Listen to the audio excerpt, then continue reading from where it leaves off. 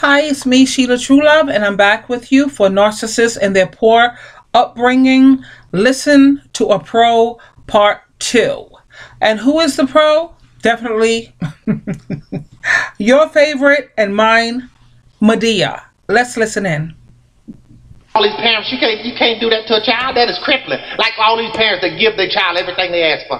That is the worst thing you can do for a child, is to give them everything they ask for.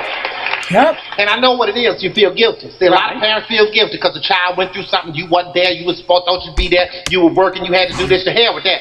The Bible gave you one commandment: be fruitful and multiply. The rest of it is on the damn child to figure out what the hell's going on. But what I'm saying is this: when you do that to a child, you cripple them, you handicap them by giving them everything they want. They don't know what it's like in the real world. I remember Cora came home one day talking about she wanted $5 because the neighbor had given her daughter $5. Well, she's a single mama. She gave her $5. I said, I don't care. You my child. I don't care what's happening next door. This is what goes on in this house. If you want anything in this house, you got to work for it. I hear that. Yeah. I just do what I got to do. I just need the $5 because I want to go buy me some toys. Okay, fine. What I need to do, go wash the dishes. Okay, great. She washed the dishes, come back in there with a hand out for the $5. I say, baby, it don't work that way. You don't just get it just because you asked for it. Now you got to go clean the closet. So she cleaned that closet up all night long. Next morning, she said, I get my $5 now? No, baby, you don't get it yet. When you get home, you still got more chores to do. I need you to wash some clothes. When you come up here, you're going to clean that oven. So she came back, she washed clothes, clean. Can I have my $5? No, baby, can't have it yet. This went on Monday, this went on Tuesday. By Wednesday, she had cut the grass, mowed the lawn, changed the lawnmower. By Thursday, she had... I know when you're listening to this, it seems like Medea is being so unfair. But when you listen to the end point of what she has to say, it makes a whole lot of sense. So can I get my $5 after I clean the closet? No, you can't do that, baby. I got something else. But listen to the reasoning and the rationale. Love her. Wash the car and change my oil. You know what I'm saying? And by Friday, she was so tired, she said, I don't even want the money now. I don't even want it. I said, no, baby, that's how it works in the real world. You don't work like a dog, and by Friday, it's payday. So here it is. Did you hear what she said? So she made the person work like a dog until Friday. She asked her parents for the money on what? A Sunday? A Monday? But in the real world, you have to work a full week before you can get your pay. And wait until you hear the rest. This is going to be funny. Work like a dog. And then I'm going to dangle a little carrot in front of you on Friday so you'll come back on Monday. So here's your money on Friday. And she said, thank you. Then she went to count it. It was $3.18. What? She said, I asked for $5. I said, well, hell, I took taxes out of it. That's how it is in the real world. That's what I'm saying. That's what children need to know, honey. That's what children need. That's right. That's what children need to understand. They need to know the value of $1. Just because you have it to give it to them don't mean that they should have it. Do you understand? Yes. Because you do that to them as children. When they grow up, they have no sense of nothing. They leave your house and go get married to somebody. They think that that man or that woman's supposed to give them everything that mama or daddy did. That ain't the real world. You want something, you got to go your ass to work. That's how it works. Right. Hello. Can we talk, Joe Rivers? It's crazy. I just look at these people. I mean, come on. Let me see some comments down below. Is that right?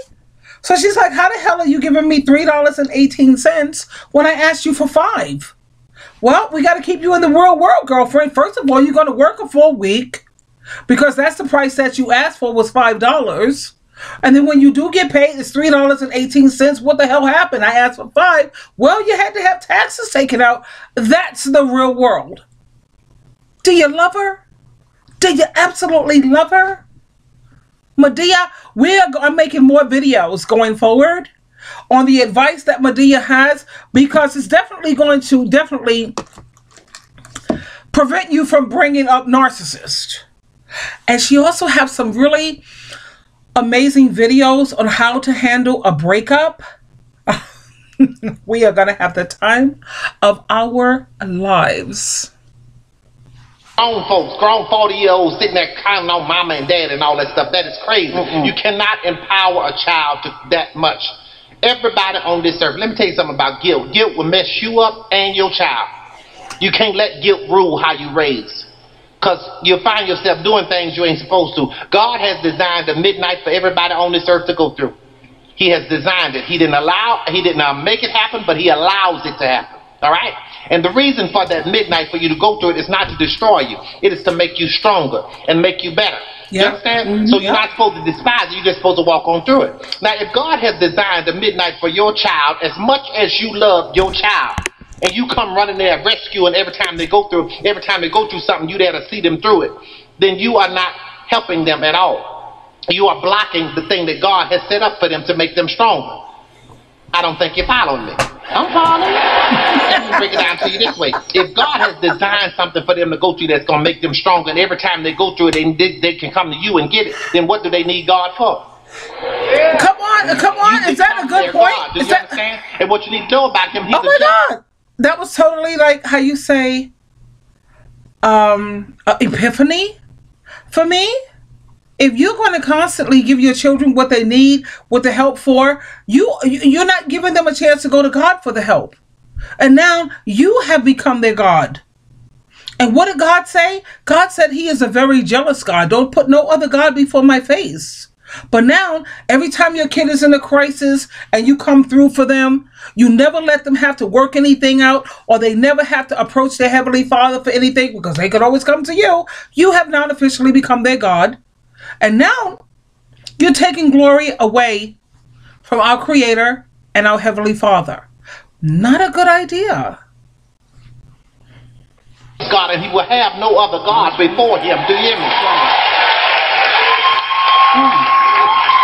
I know it hurts to have your child go through something. I know it's tough. I know it's hard to watch them go through, but you have to let them bump their head every now and then so that they can become full-grown adults who know how to handle anything, who can stand up on their feet. Your job is not to keep them from the cradle to the grave. Your job is to keep them from the cradle, let them grow up and figure out how the hell they're going to get to the grave themselves. You understand?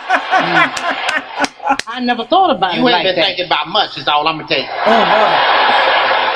Do you understand what I'm saying? You got to let your children grow up. And as long as I'm on this subject, I'm going to say this because I think it just needs to be said. What? All of y'all who got these grown children living in your house, I got 4 words for you. Put that ass out.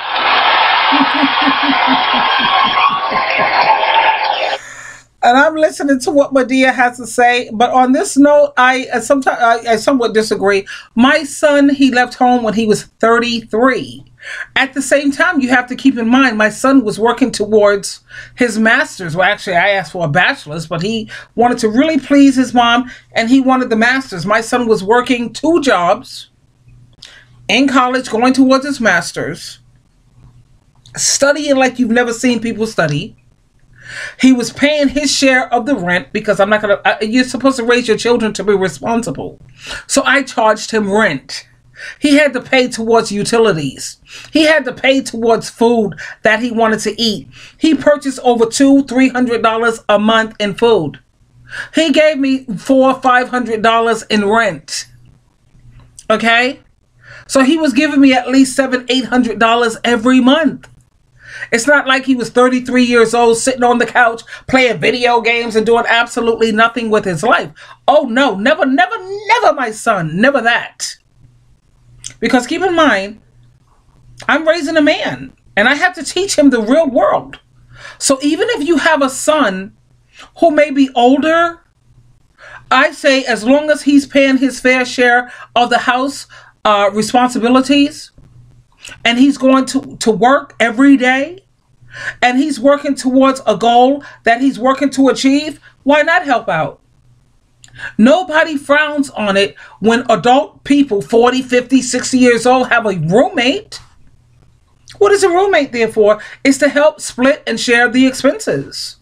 So if you're going to help with expenses, why not help your own parents?